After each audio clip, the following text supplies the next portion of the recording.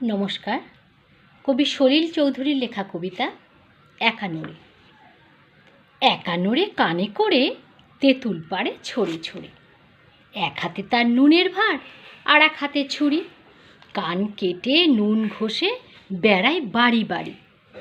বড় হবার পর ভেবেছি, এত কান যে একা নড়ে কাটলো, সেগুলো গেল কোথায়? উত্তর যা শুনেছি, কানপুরেতে একা নড়ের মস্ত বড় মোকান। হরেক রকম কানের সেথা কানোহারি দোকান।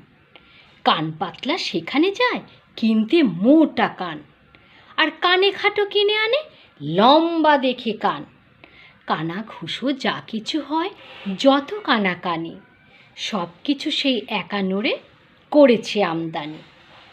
তখনও দেশ হয়নি স্বাধীন, মন্ত্রী ছিলেন ডানকান। একবার কানপুরেতে এলেন কিনতে তার বাকান। একা নড়ে বললে, দেখুন সময় দিতে হবে, মন্ত্রীর কান আনতে গেলে দিল্লি যেতে হবে। এই না বলে একা নড়ে দিল্লি দিল হাঁটা, আর 6 দিন পরে ফিরে এলো চক্ষু ভাটা ভাটা। বলল কেঁদে, নিন ফিরে অ্যাডভান্স টাকাটা।